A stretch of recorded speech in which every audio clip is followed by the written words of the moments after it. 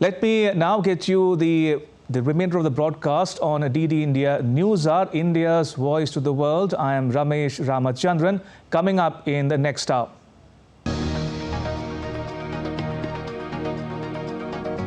Rescue operations and a final stretch at collapsed tunnel site in India's Uttarkashi. 41 trapped workers likely to be rescued today. Far-right politician Geert Wilders wins Netherlands election, could form the next coalition and possibly become the Prime Minister. Israel says talks on a deal with Hamas are continuing. Hostages not to be released from Gaza before Friday. And the World Health Organization asks China for more information on a surge in respiratory illnesses among children.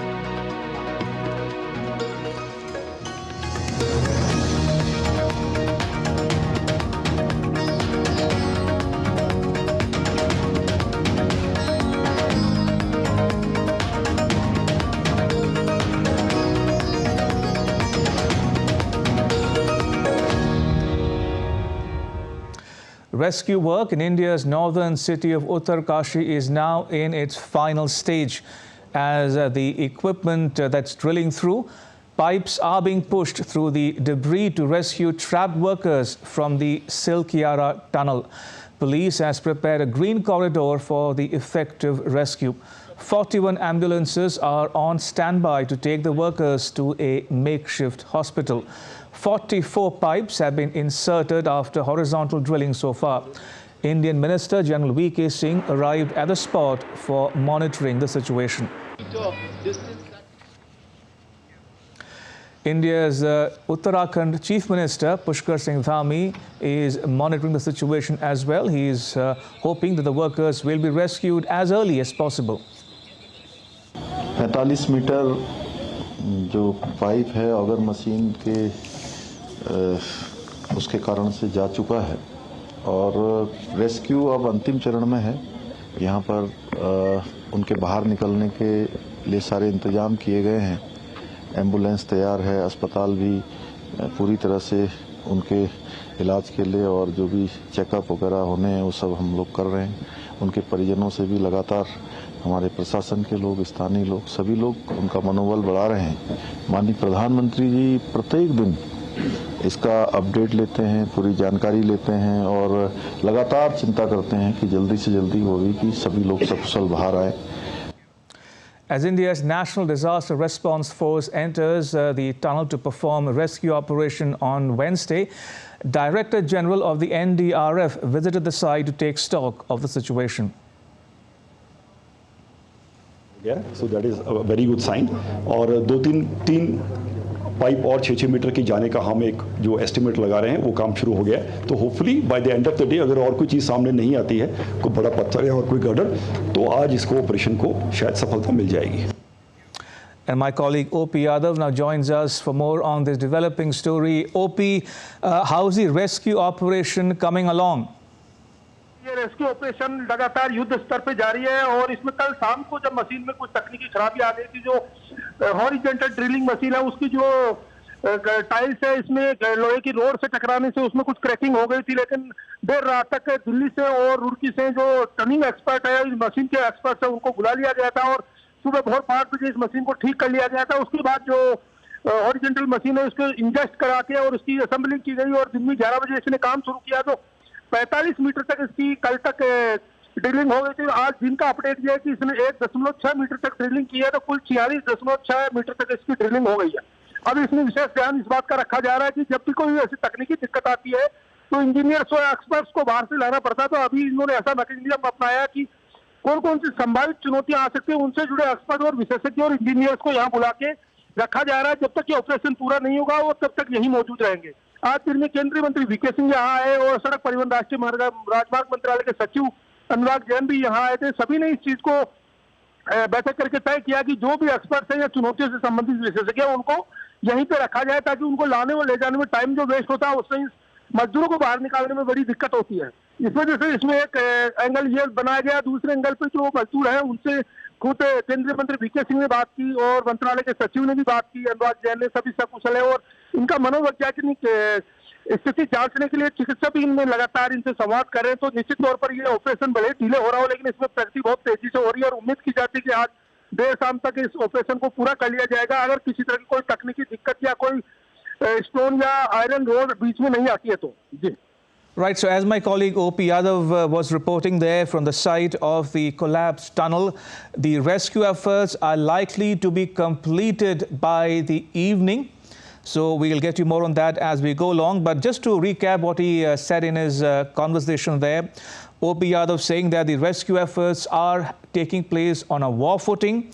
The experts who came overnight have made certain repairs to the equipment, and the equipment is now working to continue drilling. He says the work resumed at 11 in the morning local time, and that drilling up to 45 meters had been completed till reports last came in.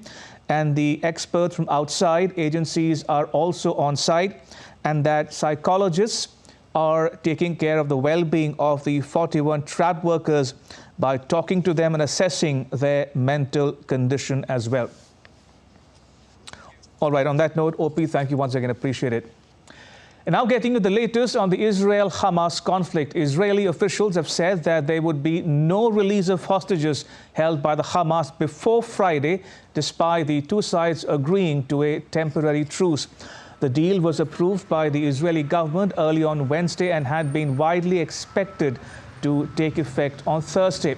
Hamas has been holding more than 200 people hostage after the 7th October attacks in Israel. Israel and the Hamas agreed to a 4-day ceasefire in Gaza to allow humanitarian aid and free at least 50 hostages held by the Hamas in the besieged enclave in exchange for at least 150 Palestinians in Israeli jails. Meanwhile, Israel's Prime Minister Benjamin Netanyahu said that the Red Cross would be allowed to visit the remaining hostages in Gaza. The outline that was agreed upon will not include releasing murders. It does not include the representatives from the Red Cross, visit from the Red Cross to the hostages and giving them medication. Here is the exact segment of the agreement. The Red Cross will be allowed to visit the remainder of the hostages and to give them required medications. And I expect the Red Cross to do its work.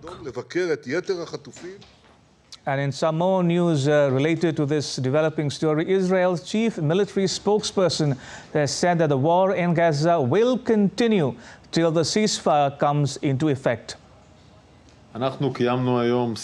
We had a discourse with Israel Chief of General Staff and all the brigade commanders. We don't know when a ceasefire will start. We will be prepared to do everything that's required. At the moment, we are focusing on the war. What we did today is to expose Hamas tunnels and destroy them. The Israeli forces have also said that they have seized the headquarters of a Hamas brigade in northern Gaza. The Israeli army released a video showing weapons cache, a tunnel and shafts in the ground that they found in the basement. As per Israeli reports, the arms were apparently used by the Hamas in the 7th October attacks in Israel. And my colleague Sarah Coates now joins us from Tel Aviv. Sarah, why has the Israel-Hamas deal been delayed until Friday?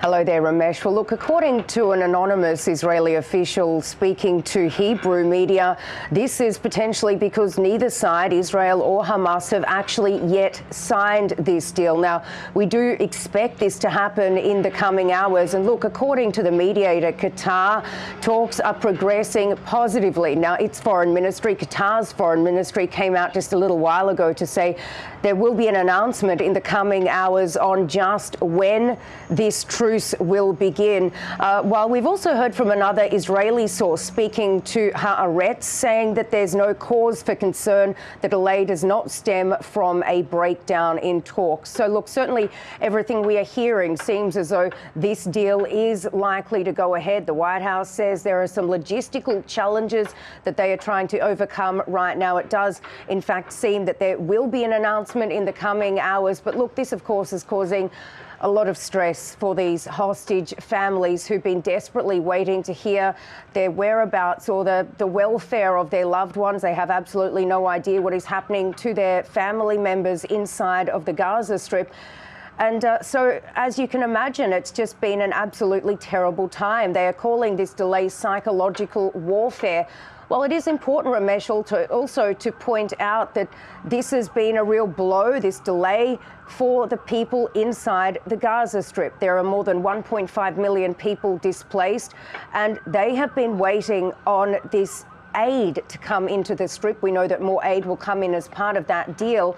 But look, it's only really been a drop in the ocean so far. That's what we're hearing from aid groups with regards to the amount of trucks and the amount of aid that's come in. So it really is a big blow for them as well, this pause in the talks. And taking forward what you said just now, Sarah, what more can you tell us about the contents or elements of the deal, including a pause in fighting, release of Palestinian prisoners, and as you mentioned, more aid into Gaza? So look, it's initially expected to be a 4-day ceasefire. This will take place from potentially tomorrow. Let's see if this actually happens. But what it will include is the release at the beginning of 50 Israeli captives. Now, we know there'll be 30 children, 8 mothers and 12 other women. They will be exchanged for 150 Palestinian prisoners. We did learn late yesterday that these would be mainly juvenile males, while there would also be a number of women involved in that. So 150 Palestinian prisoners, 50 Israeli prisoners, and they would be released over this 4-day ceasefire period in stages of about 12 or 13 every day. Now, once they are given over, this is the Israeli captives, by Hamas, they would then be handed to the International Red Cross, who would then give them over to an Israeli military official who would then take these people to a hospital for checkups. Now, after that, they would be taken to a more isolated medical facility where they are reunited with their families. And we do know now that this is the stage that there would be intelligence officials who would come in and decide whether these people were fit enough to give a debrief on what happened to them inside captivity. Of course, right now, Israel is trying to gather all of the information that it can to find out more about these other hostages, because we do understand, and this is also according to Hamas, that they don't know where some of these hostages are, that they are being held by other Palestinian factions like Palestinian Islamic Jihad. All right, we'll leave it at that. Sarah, thank you for now. Appreciate it. In some other news, Finland's Prime Minister Petteri Orpo announced that Finland will close all but one of its border crossings with Russia. The closure will take effect at midnight on Friday. The remaining crossings will be the northernmost one. The closure is an attempt to stop the flow of asylum seekers into Finland. The government claims that Moscow is intentionally pushing refugees and migrants to Finland's borders. A Finnish minister said there are signs that Russian border officials and other agencies are involved. He called the ongoing migration pressure on Europe's eastern border a hybrid attack operation. The international border between Finland and Russia is 830 miles long. It's also an external border of the European Union and NATO. And still to come on DD India News Hour. India's Minister V. Muralidharan meets Indian community in Kenya. Campaigning underway in full swing in the Indian state of Rajasthan. And India celebrates the 525th birth anniversary of Saint Mirabai.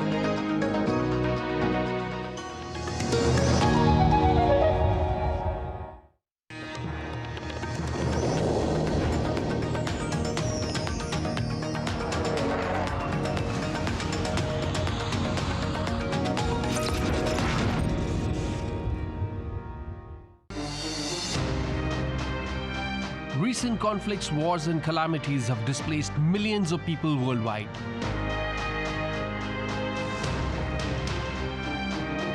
Will this migrant situation lead to a global socio-economic crisis? Watch Connecting the Dots at these times only on DD India.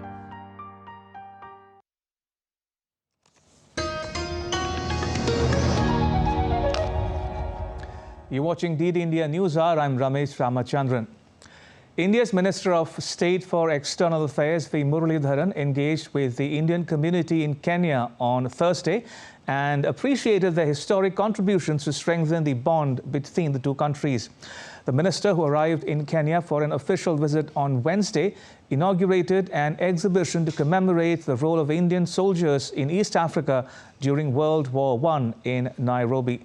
Later in the day, the minister addressed the India-Kenya Business Forum in Nairobi and also launched the India-Kenya Business Council, signaling a new chapter aiming to boost trade and investment between the two countries. Now, after the conclusion of India's G20 presidency, the country's External Affairs Ministry held a press briefing to highlight some key agenda discussed during the virtual G20 summit on Wednesday. India's Finance Minister Nirmala Sitharaman said there's been an understanding for the formulation of a roadmap for the handling of crypto assets. The next agenda on which there was a lot of a sense of working together, and I was very glad to hear the FSB speaking about the crypto asset framework on which they wanted the roadmap is ready, they wanted countries to take it up. And it is only through that we are going to have the risks which have to be managed by particularly the emerging market countries, which can be handled. Because the roadmap actually has looked into some specific areas. Minister Sitharaman said the G20 members reiterated their steadfast commitment for action against climate change. She also mentioned the significance of the upcoming COP28 summit in the UAE. Timely and adequate mobilization of climate finance has also remained high on our agenda during our presidency. Today we heard a lot of members talking about this and how important this will be. Climate finance has been emphasized in terms of new collective quantified goals that we have to arrive by 2024. There was frequent reference by all the members talking about next we meet at COP28.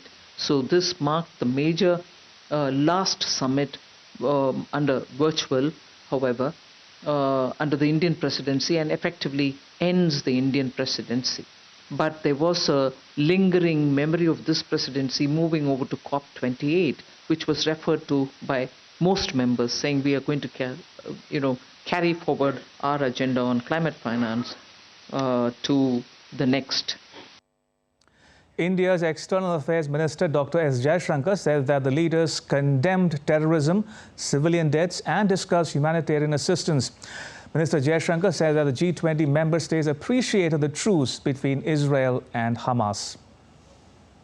What we heard really were condemnation of terrorism, expression of deep concern over the loss of civilian lives, calls for extending timely and adequate humanitarian assistance, not allowing the conflict to spread, and to find a long-term solution for the Palestine issue. G20 members on the whole welcomed the understanding which has been reached on the release of hostages, on the flow of relief material to Gaza, and some pause in the fighting. While recounting some of India's key achievements during its G20 presidency, Minister Jaishankar said India's G20 presidency was Global South-centric. There was one point, I think, which all of us would have noted today, a very clear recognition that India's G20 presidency was Global South-centric, and it had brought development back fair, square and center of the G20. I think this was a very widely voiced thought, not just among the G20 members, but also, I would say, among the international organizations. India's Minister for Communications, Electronics and Information Technology, Ashwini Vaishnav, on Thursday chaired a meeting with social media platforms and other stakeholders on the issue of deepfakes. He said that new regulations will be brought with a focus on 4 aspects: detection, prevention, reporting mechanism, and awareness. We agreed that we will start drafting the regulation today. Government will bring regulation for detection, prevention, strengthening the reporting mechanism and creating awareness, and using technologies for deepfakes and AI-generated content which can be harmful for the society. When we do the regulation, when we draft the regulation, we'll also be looking at the penalty, both on the person who has uploaded or created as well as the platform. The 525th birth anniversary of Mirabai is being celebrated in the Holy Land of Braj. The Braj Raj Mahotsav is organized from 14th to 25th November. Prime Minister Modi is participating in the Braj Raj Mahotsav on Thursday. Somewhere there is Bhim Jogi dance, somewhere the beat of the drum, and somewhere the Rai dance of Bundelkhand. These enchanting sights are part of the Braj Raj Mahotsav, organized in Mathura city in the Indian state of Uttar Pradesh. This year, the event is even more special because it also marks the 525th birth anniversary of the saint Meera of Braj. The Braj Mahotsav, dedicated to the great Saint Mirabai, is being held from 23rd to 25th November. And in line with this, Indian Prime Minister Modi is participating in the Braj Raj Mahotsav today. After visiting the birthplace of Lord Shri Krishna, Indian Prime Minister Narendra Modi will also participate in this festival held at the Mathura railway ground. This year, Mirabai's 525th birth anniversary is also being celebrated for 3 days, where the Honorable Prime Minister will inaugurate it. And the upcoming Ekadashi of Dev Uthani in the month of Kartik is also very important and a good opportunity. In the Braj Raj Mahotsav, which is being organized from November 14th, one can see glimpses of the state and country's culture along with the culture of Braj.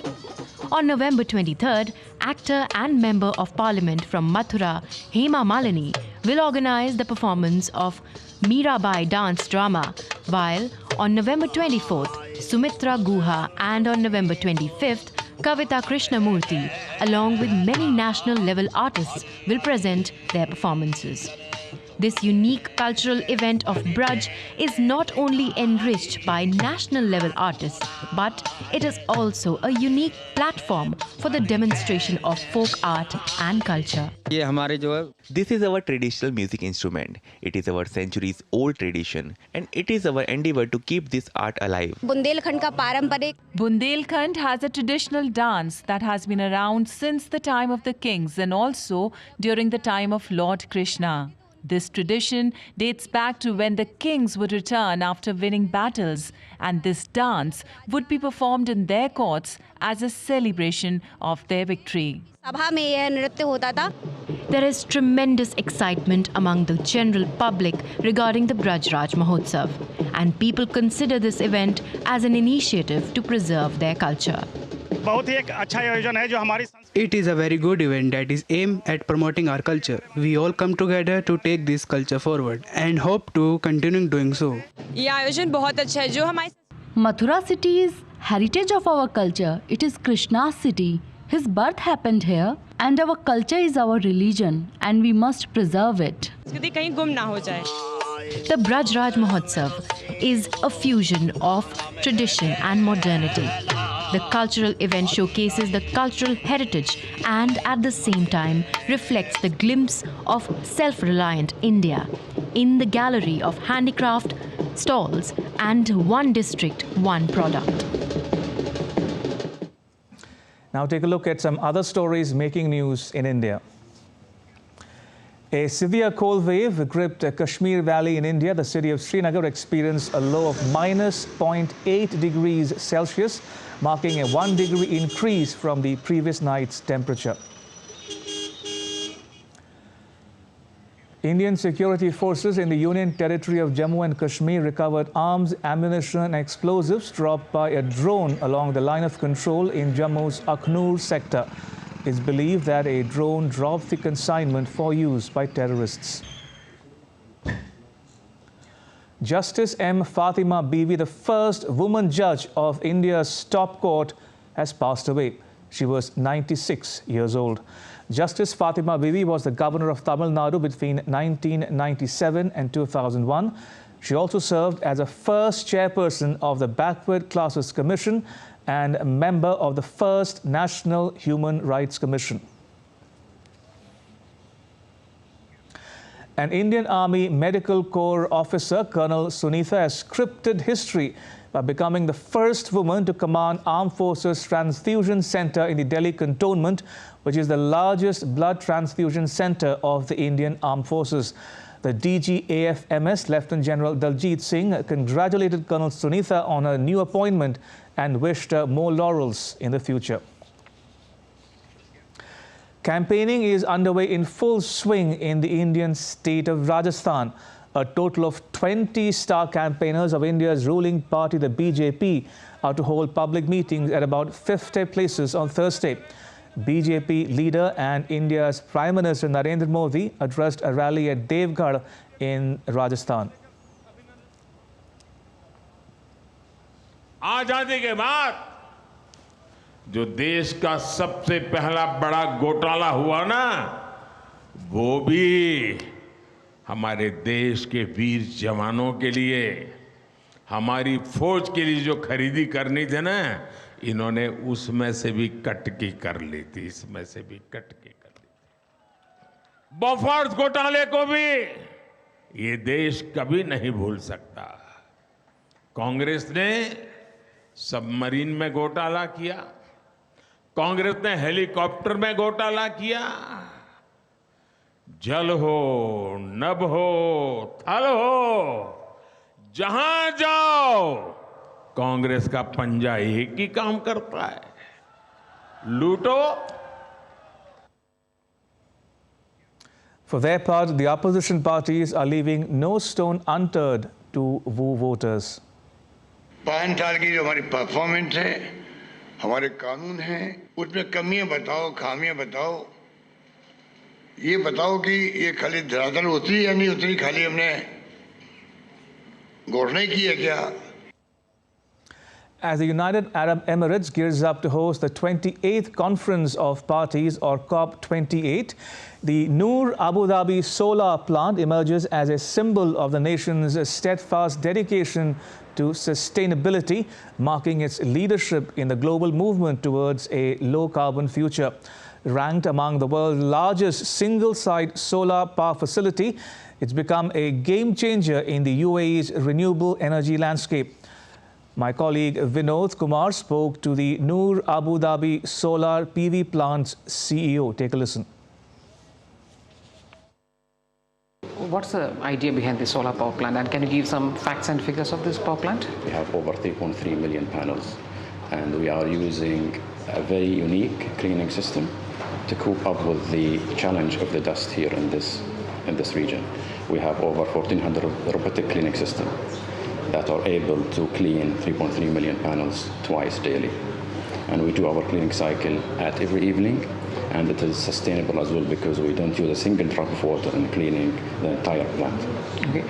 You have rightly mentioned that this is a high radiation zone, and what kind of technologies that you use to get maximum amount of sunlight converted to electricity? What are the advanced technologies that is in use in your plant? Yeah. At the time of construction, we had selected the highest and the most efficient solar PV modules. We are using a centralized inverters to capitalize on the cost and to ensure that we capture most of the radiation during the day. The plant has also, as mentioned, automated cleaning system, very minimal manpower, which enabled us to produce highest energy at a low cost. And still to come on DD India News Hour. An Indian government official shares more information about the efforts to rescue 41 workers trapped in an under-construction tunnel in India. Dutch far-right leader Geert Wilders set for a major victory in the country's parliamentary election. And New Zealand's incoming Prime Minister Christopher Luxon's National Party reaches an agreement with the ACT New Zealand and New Zealand First to form the government.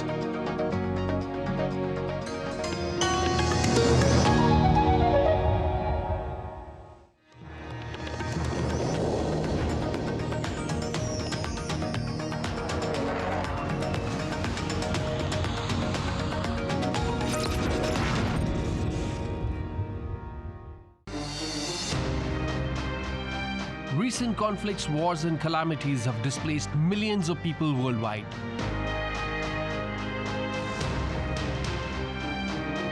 Will this migrant situation lead to a global socio-economic crisis?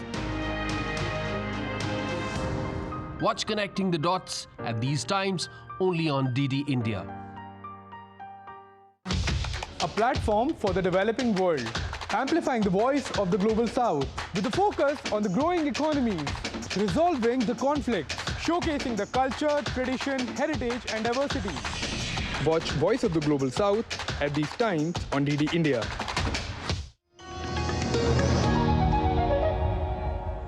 You're watching DD India News Hour. I'm Ramesh Ramachandran. A quick recap of the headlines. Rescue operations enter final stretch at collapsed tunnel in India. Last pipe being pushed in to prepare an escape passage for 41 trapped workers. Far-right politician Geert Wilders said to win big in Netherlands election, would form the next coalition and possibly become the Prime Minister. And Israel says talks on a deal with Hamas are continuing. Hostages will not be released from Gaza before Friday.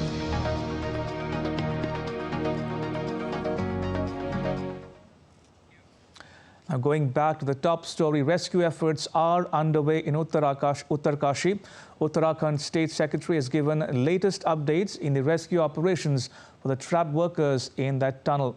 He says audio connection has now been established with the workers and rescue operation is on track.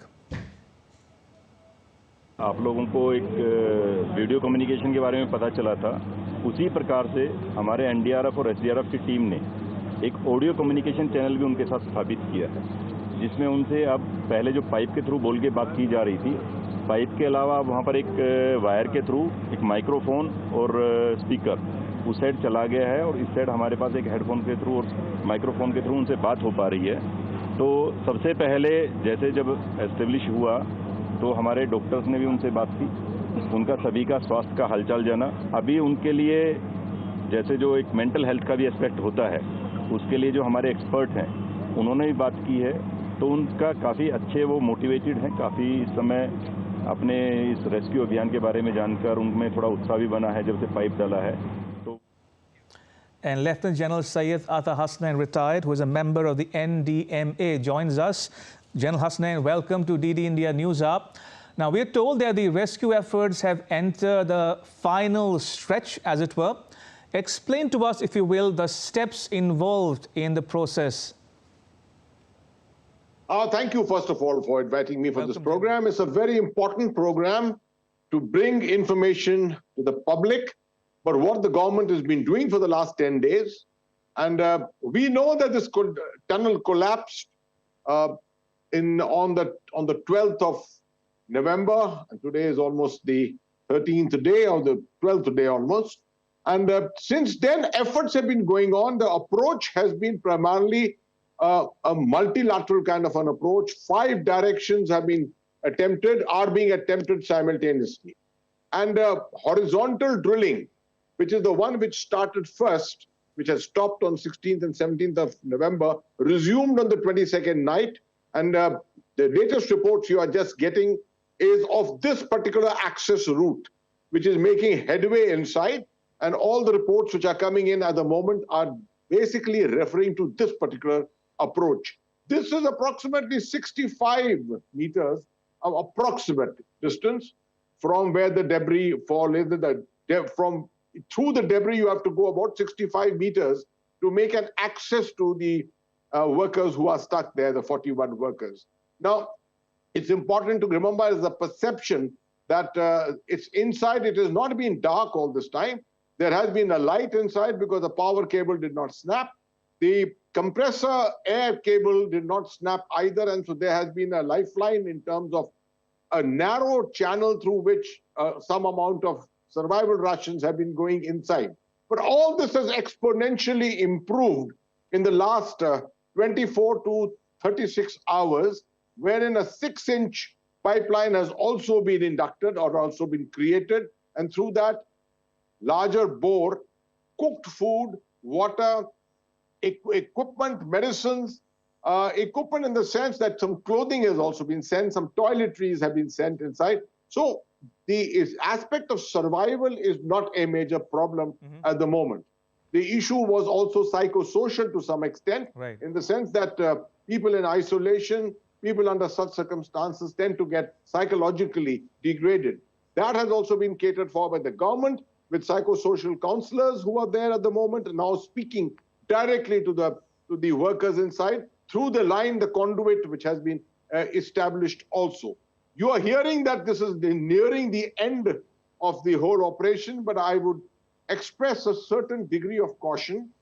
In such operations, when you are against the geology of the Himalayas, you should not establish definitive timelines, because the kind of obstacles you can come across are something which are, imponderables. You just cannot predict them at all. We were very hopeful yesterday of being able to get through by evening or even by this morning, but then you came across girders, iron girders, which had collapsed when the tunnel collapsed. You also had cement blocks. Earlier, we had a whole rock which we had encountered. So these are the things which keep delaying us. The merciful thing at the moment is that if there is a delay, there are two things to our advantage at the moment. One is that there is a lifeline and the workers can be kept safe for a fairly long period of time. And the second thing is alternative routes of trying to have access into the tunnel are being attempted from 4 other directions. Also, an additional logistics lifeline of the 6-inch bore is also being attempted on a top-down, that's a vertical kind of drilling approach. So with all these measures going on, a kind of an all-of-government approach which has been brought to this operation, I think we should be looking at the light at the end of the tunnel very soon. Indeed, well said, General, and what you say would be reassuring and heartening for the viewers of this broadcast as well.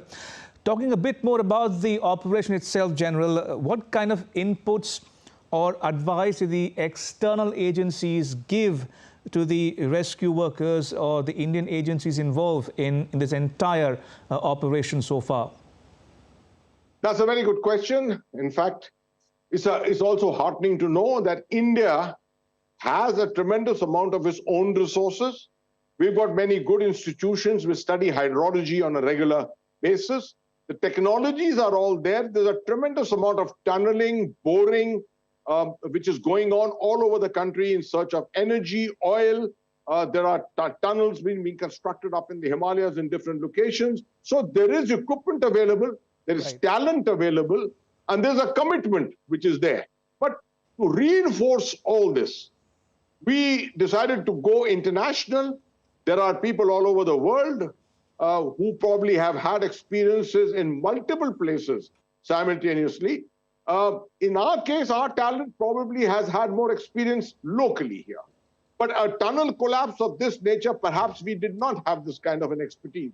So it was decided to go international, and it started with an online search of people and online communication with them. And then when this was realized, it was a very serious affair. Some of them flew in, and you've been seeing some of them in the television images which have been coming. They have been very good with their advice. They have made sure that they have told everyone that every single department of the government of India should play a role in a typical what is called an all-of-government approach, and no effort should be spared. They understand and they know the challenges.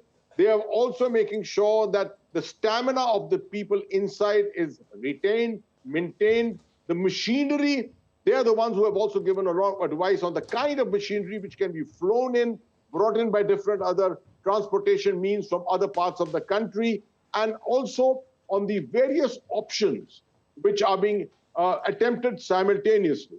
So I think considering the fact that we also have our own talent, but this international talent has been of great use to our people.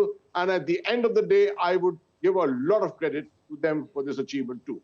Indeed. General Hasnain, thank you for your time. Appreciate it. Moving on to some other news on DD India News Up. Populist leader Geert Wilders' Freedom Party has won the Netherlands elections in a victory that's set to send shockwaves across Europe. With almost all the votes counted, Freedom Party has won 37 seats, much ahead of its nearest rival, a left-wing alliance. But in order to become the Prime Minister and form the government, Wilders will have to convince other parties to join a coalition with him. Now this, as he needs 76 seats for a majority in the 150-member parliament. Wilders has held an anti-EU and anti-immigration stance. In a victory speech, he vowed to bring an end to what he calls tsunami of asylum and immigration. I'm in politics for 25 years now, and this is the happiest day of my life so far in politics. We became the #1 party by far. I mean, it's what a lot of people, if you would have asked them a year ago, would call you mad, and it happened today. So I'm very proud, I'm very happy, and it brings along a lot of feeling of responsibility. And my colleague Trent Murray now joins us from Berlin. Trent, what more can you tell us about Geert Wilders, the man and his politics? And generally speaking, what do these election results mean for the Netherlands? Well, I think a lot of pollsters and analysts will be dusting themselves off this morning after this political earthquake, which has really shaken Dutch politics and its political establishment to the core. For 25 years, Geert Wilders has really been on the fringe of Dutch politics. He made a name for himself with his hardline approach to the issue of immigration, particularly people coming to the Netherlands of the Islamic faith. He has promised in the past to close down mosques, to ban the opening of Islamic schools, even to ban the teaching of the Quran. It's worth noting he has toned down that rhetoric somewhat during this campaign, but nobody saw this coming. We knew that he was polling at an okay level, somewhere in the middle of the pack, but for him to come out as the #1 party really has shocked a lot of people, not just in the Netherlands, but within Europe. I mean, he is sometimes described in many ways as the Dutch Donald Trump, and not just because of his peroxide blonde hair. He's very much an outsider, somebody that goes against the grain, and is a politician that for decades other parties have simply refused to work with. Well, it will be very difficult, I think, for those mainstream political parties now to ignore him and his presence within the parliament. As you say, he came out of last night's vote with the largest vote share, 37 seats, just shy of half of the magic number needed in order to try and get a majority. Now, Trent, these are early days, but looking ahead, how easy or difficult would it be for Wilders and his party to form a coalition government? Look, I think it will be difficult because traditionally, as I say, the mainstream political parties have refused to work with him and his party because of their politics. In many ways, it's quite poisonous and repulsive to many of the other parties there. But I think what we really need to look out for is whether he can cobble together the numbers in order to try and form a coalition. Certainly, some of the smaller far-right populist parties would likely support him, but he needs to reach the magic number of 76. That would give him a majority in the 150-seat parliament. He goes into those negotiations already with 37 seats, but it will be a challenge. Nevertheless, he says he is ready to govern, that the electorate has sent a strong message. But the other factor in all of this that we need to watch out for is, could the other main political groupings put aside their traditional ideology? So I'm talking centre-right, centrist, even centre-left. Could they put aside those differences in order to try and create a grand coalition to block him from power. That is very much a real possibility. And just finally, it is worth noting this is very much part of a trend we are seeing in Europe, these right-wing populist groups doing very well at the ballot box. We saw it in Italy with Giorgia Meloni. This morning, many of them are celebrating, including here in Germany. The AfD, Alternative for Deutschland party, has celebrated this win, as has Marine Le Pen from France, her National Front party, putting out a statement of support saying it could be the start of many things to come across other parts of the EU. Trent, thank you for now. Much appreciated. That was Trent Murray reporting from Berlin. Now, shifting focus from Europe to the Indo-Pacific now, New Zealand's incoming Prime Minister Christopher Luxon said on Thursday that he hoped the swearing-in ceremony of the new government will take place on Monday, after his National Party reached a deal with the ACT New Zealand and New Zealand First. A formal signing agreement between the parties was expected on Friday, and ministerial positions could be announced thereafter. The centre-right National Party won the largest share of votes in New Zealand's general election. Negotiations have dragged on as the three parties had to agree on a political agenda for the coming 3 years. I'm very pleased to announce that we're in a position where we've concluded our negotiations with the respective parties. Those agreements are now before the parties for ratification, which we hope to have this evening, at which point I'll talk again to the Governor-General and formally confirm that we're able to form a government. The World Health Organization is asking China for more information on reports of a cluster of pneumonia in children and a general rise in respiratory diseases. The Chinese authorities recently said such illnesses were at their highest level in 3 years. Andrew Wood has more from Hong Kong. Well, the health authorities in China noted about 10 days ago that there was an increase. There were much higher level of respiratory diseases and illnesses in China than a year ago, the highest for 3 years. In a way, that's not unexpected because, remember, a year ago, China was in the middle of some very, very strict measures to try to stop the spread of COVID. And if you stop the spread of COVID, you also stop the spread of other diseases like flu and so on. Nevertheless, there have been other reports from an organisation known as ProMed of what they consider could be undiagnosed pneumonia, especially amongst children. Now, it's unclear that the WHO's request, whether this is about the general rise in respiratory illnesses or whether it's more specifically about this apparent spike or cluster amongst children. We still don't know. This is one of the reasons, after all, why the WHO is asking for information. Now, the authorities in Beijing have said that this is just a routine request of information from the WHO. But do remember, think back to 3 years ago when we were having the, just before COVID-19 emerged, was that cluster of cases emerged in China.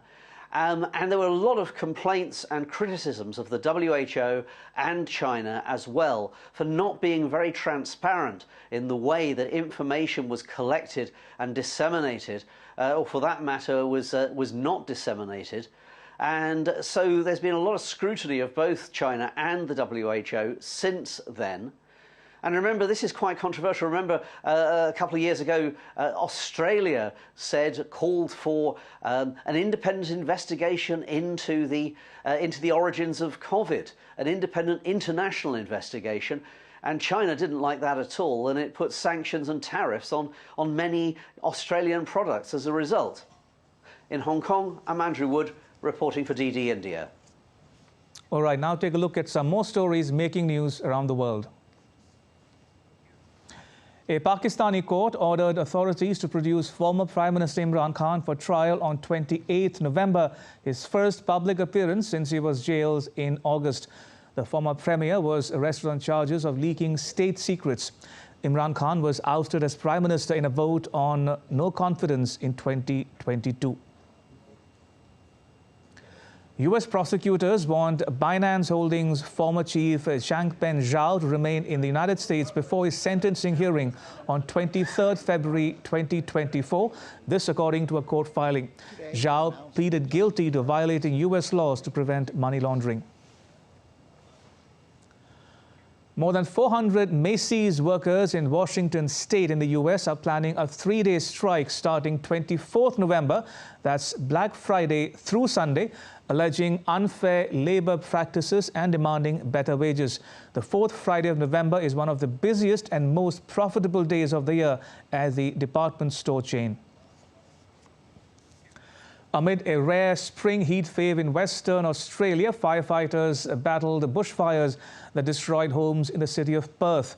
The temperatures are expected to reach as high as 40 degrees Celsius.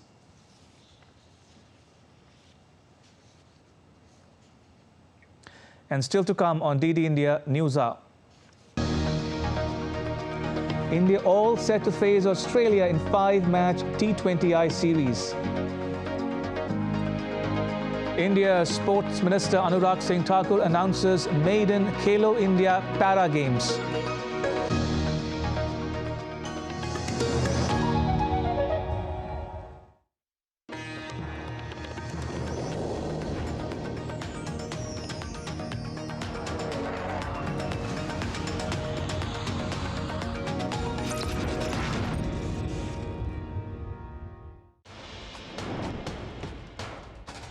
Wherever news breaks, whatever it takes. Connecting corners, cutting across continents. Stories that matter from across the globe.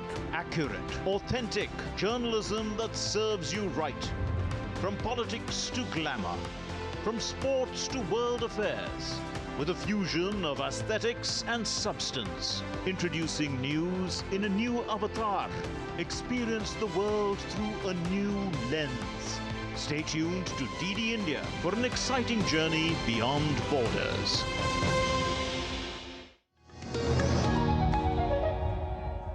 You're watching DD India News Hour. I'm Ramesh Ramachandran.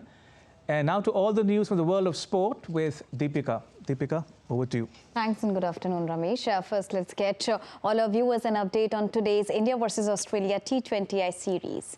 Well, just days after playing the ODI World Cup final, India and Australia are set for a 5-match T20 international series from Thursday, the 23rd of November. The last game will be played on the 3rd of December. The Indian cricket team will take the field without a full-strength squad after the majority of its senior players who featured in the month-long 50-over Cricket World Cup were rested for the upcoming India versus Australia T20 bilateral series. India's Suryakumar Yadav will captain India in the absence of full-time skipper Rohit Sharma. Suryakumar Yadav is the only Indian player in the squad who played the World Cup final on the 19th of November, where India went down to Australia by 6 wickets in the finals. Moving on to para-archery now. Indian para-archers created history at the Para-Asian Archery Championship in Thailand, bagging a total number of 9 medals for the country. India's para-archery contingent bagged 4 gold, 4 silver and 1 bronze medal at the prestigious event. Indian Prime Minister Narendra Modi congratulated the Indian para-archery team for best ever performance. He posted on X, and I quote him here, "A historic triumph at Para-Asian Archery Championship in Bangkok. Congratulations to the phenomenal Indian para-archery team for their splendid performance, etching their names in the history books." The contingent shines bright with their best ever performance at the championships with a total of 9 medals, including 4 gold medals as well. Compliments to each and every athlete for their contribution. May they keep making us proud always, unquote. Prime Minister Narendra Modi also congratulated Indian wushu players who bagged medals at 16th World Wushu Championship that took place in the United States. Taking to social media platform X, he wrote, and I quote his tweet here, "I congratulate our wushu champions Roshi Bina Devi, Kushal Kumar and Chavi for winning medals at the recently held 16th World Wushu Championship in USA. Their determination and skill have truly made the nation proud. I am also confident that their success will make wushu more popular in India. My best wishes to them for their future endeavours," unquote. Now, in a great news for all Indian para-athletes, Union Sports Minister announced the onset of maiden Khelo India Para Games that is all set to take place in New Delhi this December. Our next report gets you all the details that you need to know. Take a look. In a major boost to Para Games in India, the Indian government has announced first ever Khelo India Para Games that will take place in New Delhi in December this year. Union Sports Minister Anurag Singh Thakur announced the major move through a video message. I am proud to announce that from December 10th to 17th, the first ever Khelo India Para Games will be held in various locations across New Delhi. A total of 7 sports, including para-athletics, para-shooting, para-archery and more, will be in display across 3 Sports Authority of India stadiums. India registered a stupendous performance at the recently concluded Asian Para Games, recording their best ever performance, winning 111 medals. India's contingent also outshone in the recently concluded Asian Para Archery Championship. With a vision to enhance the performance and participation of para-athletes at international level, the announcement comes as a big shot in the arm towards the government's initiative to develop para-sports in the country. The event will further help in identifying talented para-athletes who will be aided with ample support from Sports Authority of India and the Ministry of Youth Affairs and Sports to hone their skills. The Khelo India scheme has remained a game changer for Indian sports. The Khelo India Games have played a pivotal role in the scheme, with total of 11 Khelo India Games held since 2018, including 5 Khelo India Youth Games, 3 Khelo India University Games and 3 Khelo India Winter Games have been successfully conducted. From these games, we have identified nearly 1,000 talented athletes, and many of them have participated in the Asian Games or Para Games or the Commonwealth to the Olympic Games. I wish all the participants of the Khelo India Para Games all the very best. Over 1,350 participants from across 32 states and union territories, including the Services Sports Control Board, are expected to participate in the maiden Khelo India Para Games that will witness para-athletes vie for honours in 7 disciplines, including para-athletics, para-shooting, para-archery, para-football, para-badminton, para-table tennis and para-weightlifting. The events will be held across 3 size stadiums, which is the IG Stadium, Shooting Range in Tughlakabad and the Jawaharlal Nehru Stadium. Sports Desk, DD India. And with this, it's a wrap here in sports segment. Back to Ramesh for all latest. Thank you, Deepika. Appreciate it. And finally, the United States is celebrating the annual Thanksgiving holiday with millions of people traveling to visit family and friends. U.S. troops stationed in South Korea celebrated the Thanksgiving holiday with a traditional festive meal. Higher-ranking army officers serve the Thanksgiving meal to soldiers thousands of miles away from home.